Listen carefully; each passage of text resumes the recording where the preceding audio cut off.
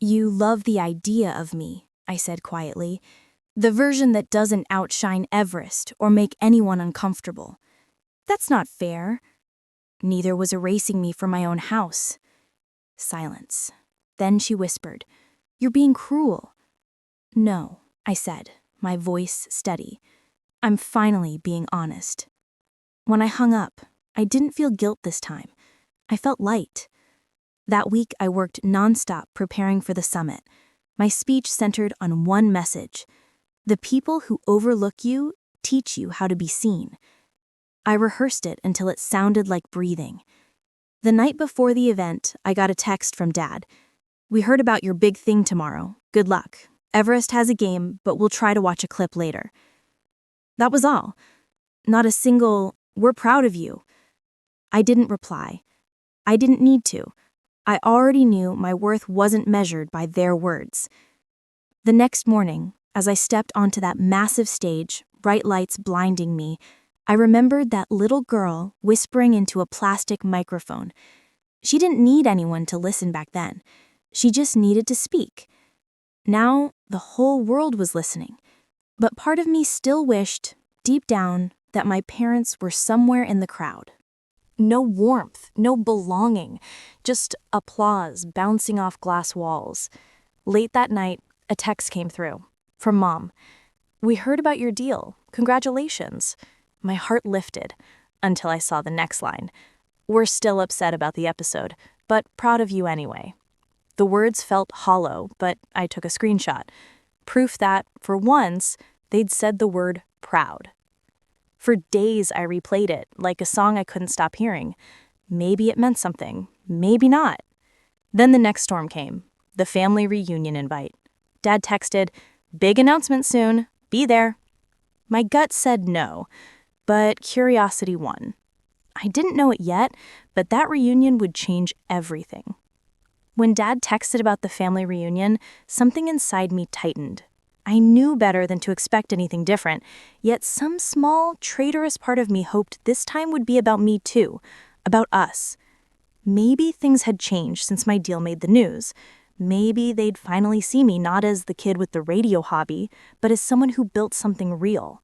So I drove back home, my heart torn between dread and hope. The Gray family reunion was at the same country club where Everest's engagement party had been held. White tablecloths, floral centerpieces, everyone dressed to impress. I parked, took a deep breath, and walked inside. The moment I entered, I felt it. Eyes turning, polite smiles that didn't quite reach their eyes. Aunt Patty spotted me first. "Soraya, look at you! I saw your face in some online ad. You're really doing that podcast thing full time?" I smiled. "Yeah, I am." "Well, good for you," she said, her tone sugar-coated with surprise. Then she added, "Your parents must be thrilled." I didn't reply. Thrilled wasn't the word I'd use. The ballroom buzzed with laughter and music. I scanned the crowd and found my parents near the buffet, surrounded by people congratulating them. Dad caught my eye and waved me over. "Soraya, there you are. Everyone, this is my daughter, the creative one." I tried to take it as a compliment, but something about the way he said creative made it sound like a gentle insult, like I was an oddity to be tolerated. Then he clinked his glass with a fork. "Everyone, quiet for a second." The chatter dimmed. My stomach tightened. "We've got a big announcement," Dad began, his voice booming proudly. "Our Everest has officially signed with the Denver Lions." Cheers erupted, glasses clinked, people shouted, and I froze. Of course. The reunion wasn't about family. It was another stage for Everest. Cameras flashed as Mom wiped fake tears. "Our boy made it to the big league," she exclaimed. Everest grinned, waving like a celebrity. My throat burned, and I forced a smile as people hugged me, saying things like, "You must be so proud of your brother," and "The Grays really know how to raise winners." I wanted to scream. I wanted to tell them I was the one who paid her own tuition, built a business from scratch, signed contracts worth more than Everest's rookie deal. But instead, I just smiled, because that's what invisible daughters do. Then Dad texted me a folded paper.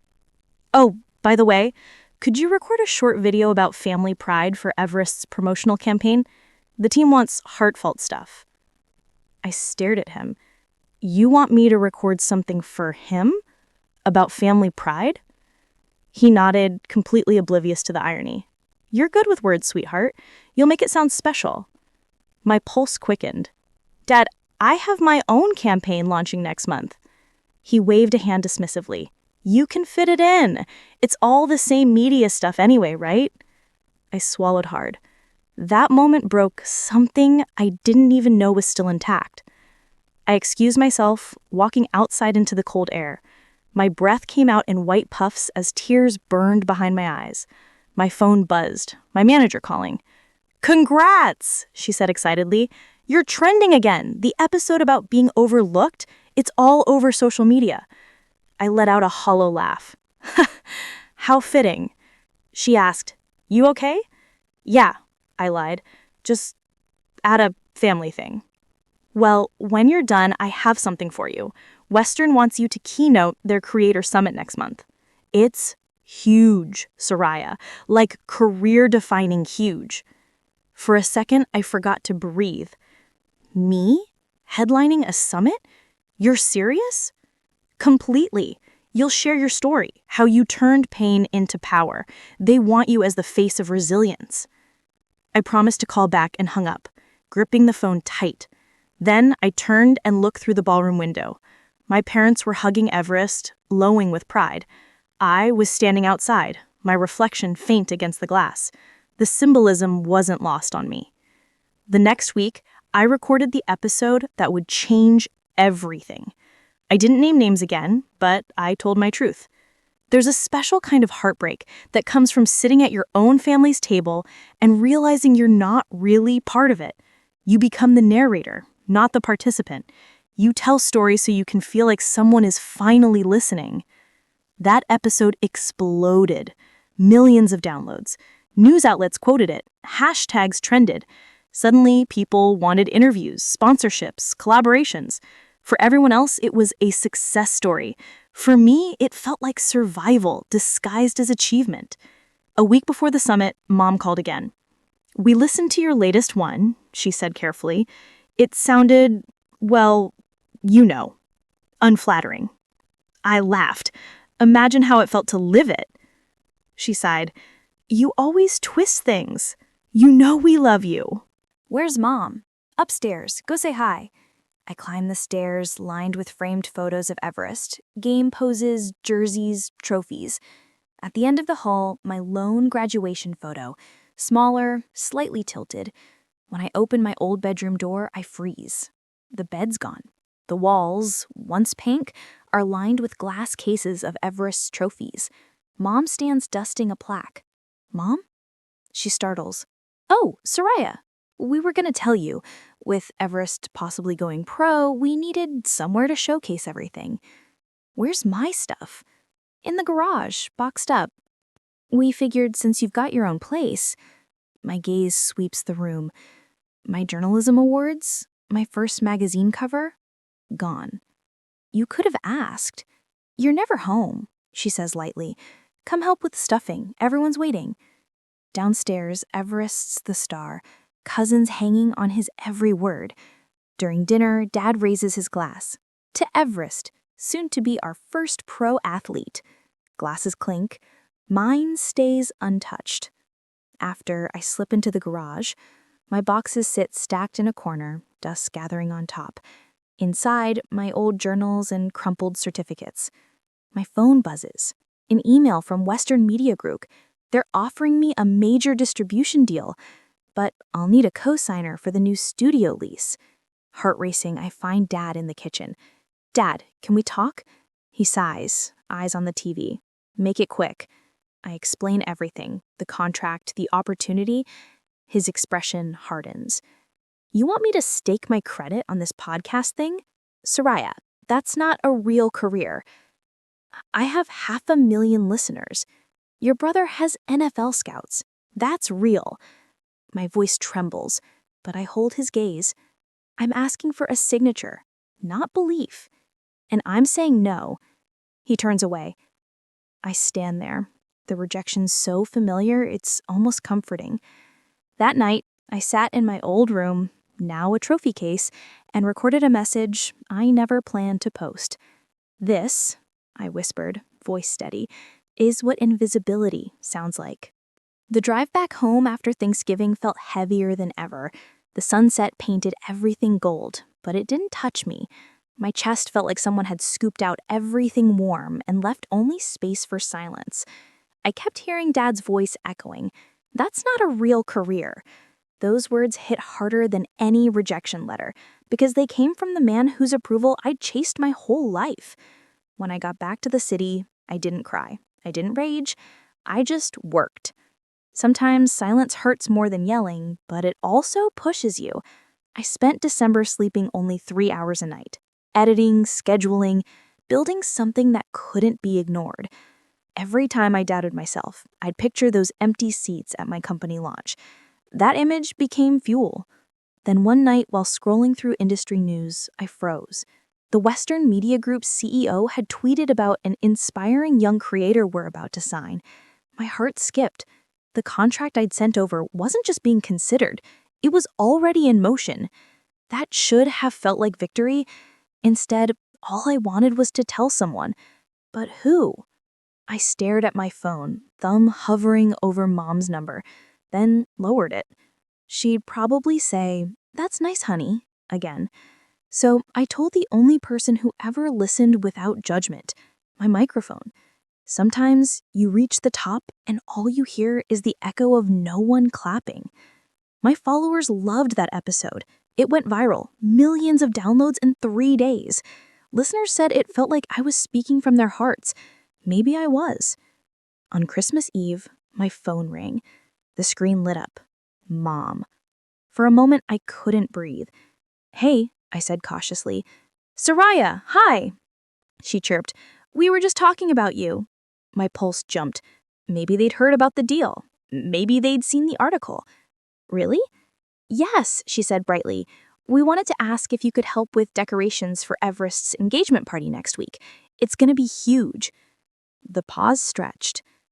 "Oh," I said finally. "Sure. When?" "The 30th. We're doing it at the country club. Everyone will be there." Everyone. Except me, probably. "And Soraya," she added lightly, "try to wear something elegant. To match the tone." I forced a smile no one could see. Of course. After we hung up, I stared at my wall, laughing bitterly. My brother gets engaged, and suddenly they remember my number. But I went anyway, partly out of habit, partly because some foolish part of me still hoped they'd see me this time. When I arrived, the ballroom looked like something out of a movie. White roses, champagne towers, strings of lights that glittered like stars. My parents were radiant, Everest glowing beside his fiancée, Megan. She looked sweet, nervous. "Soraya!" Mom exclaimed, kissing my cheek. "You made it! The photographer's over there. Family photo soon. Do you need any help with anything?" "Oh no, we've got a planner now." Her tone made me feel like a guest at a stranger's wedding. I drifted through the crowd, pretending to check my phone. Then an older relative I barely knew smiled at me. "You're the podcast girl, right? I heard your show's quite something." My chest lifted, ready to answer. Until Dad appeared, laughing. "Oh, she just does that for fun. Keeps her busy." The man chuckled. Hobbies are good." Something inside me cracked. Not loud enough for anyone else to notice, but I felt it. After the speeches and toasts, I slipped outside into the winter air. My phone buzzed with a new email from my manager. "Contract finalized. You're officially with Western Media Group. Congrats." I laughed softly, tears freezing on my cheeks. Inside, my family cheered as Everest kissed his fiancée. Out here, I made the biggest deal of my life, and no one knew. A week later, my episode Invisible Guests dropped. I didn't name names, but every word came from that party. "Sometimes," I said, into my mic, "the people who raised you forget you're not background noise." It became my most streamed episode ever. The comment section flooded with messages. "I felt this. You spoke my truth. Thank you." For the first time, I realized I didn't need my family's applause. The world was listening. But fate has a cruel sense of humor. In late January, my brother called. "Hey, Soraya," he said awkwardly. "Mom's upset." "About what?" "Your last episode. She thinks it was about us." "Was it?" "I don't know. Was it?" His voice had that same sharp edge Dad used whenever he thought he was right. "If it makes her feel better," I said evenly, "tell her it was about someone else." "You're unbelievable," he muttered. "She's crying and you're being smug." "I've been crying for 20 years, Everest. She never noticed." Silence stretched between us. "She said she's not coming to your next event. She wasn't invited." Then I hung up. That night, I sat in my studio, staring at the red recording light. For the first time, I didn't know what to say. The success felt hollow, like climbing a mountain only to realize you're still unseen. A week later, I got a call from the CEO himself. "We want to make your podcast the centerpiece of our next campaign. You'll be the face of independent media." The irony almost made me laugh. My voice, the one my parents thought wasn't worth listening to, was now valuable enough to headline a corporation's rebrand. Still, when I celebrated with my team later, I noticed something missing. The stage lights are so bright they sting my skin, but I keep my practice smile in place as cameras click and flash. This is it. The launch of Gray Media, the dream I've carried since I was 12. My pulse thunders against my ribs, but when I glance toward the front row, 5 empty seats stare back at me. I'd reserved them anyway, each marked with a small card. Mom, Dad, Everest, Aunt Patty, Uncle Frank. Like some pathetic part of me still believed this time would be different. "Miss Gray," a reporter calls from the front row, pen poised. "Who inspired you to start your company?" The question hangs there, heavy. I reached for my water glass to buy time. Around me, 200 industry professionals lean forward, waiting. I set the glass down, the sound crisp against the silence. "Maybe," I began softly, "it came from knowing what it feels like to be forgotten." The room stills. Cameras click faster, flashes of light bouncing off the ballroom walls. I don't cry. I haven't in years. Not since I learned that tears don't fix anything in the Gray household. A memory slices through the noise. Me, I 12, sitting cross-legged on my bedroom floor, clutching a plastic toy microphone I'd bought with 3 weeks' allowance. It wasn't even connected to anything, but when I spoke into it, I pretended my voice reached people who cared. And in breaking news, I whispered to my audience of stuffed animals, "Soraya Gray reports that dreams come true if you work hard enough." Then, from downstairs, my dad's voice boomed. "Did you see that catch? That's my boy. That's a Gray man right there." Football highlights. Again. Everest game played on repeat, the same one every week. I pressed the microphone closer, trying to finish my make-believe newscast. My bedroom door creaked open. Mom peeked in, finger to her lips. "Honey, could you quiet down? Your brother's highlights are on." I remember the sting in my throat. But I was just, "I know, sweetie," she interrupted, fake smile plastered on. "Maybe later, okay? You know how important these game films are." She closed the door, and later never came. It never did in our house. Everything revolved around Everest, his games, his trophies, his future. I once asked Dad why he never came to my speech competition. He laughed, ruffling my hair like I was 5. "Your brother's got real pressure on him, Soraya. You're the lucky one." Lucky. That word haunted me for years. Now, standing on stage, my words about being forgotten echo through the ballroom, and the irony nearly makes me laugh. I learned to dream quietly after that day, to record in whispers. The toy microphone eventually cracked, but my initials, SG, still etched into the side. If I achieved enough, maybe they'd notice. That's what I believed. Senior year, I sat at the kitchen table surrounded by college brochures, Northwestern's journalism program circled in red. "Dad, I want to apply here," I said. He barely looked up. "That won't put food on the table. Try something practical." Mom chimed in. "Your father's right. Communications is more of a hobby. I applied anyway, got in with a partial scholarship. They drove Everest to Arizona State for his full ride football scholarship instead. We'll help with what we can, Dad said to him, while I quietly figured out how to cover my $20,000 gap. When I showed them the numbers, Dad sighed. That's a lot for a degree that might not lead anywhere. I ended up at community college, working nights at a coffee shop, recording my first podcast on secondhand equipment. I'll never forget that night. Sitting cross-legged on my bed, testing my mic levels. If no one will listen to me, I'll find people who will. 6 years later, 50 million listeners proved I had. Standing on that stage tonight, I glance once more at those empty seats.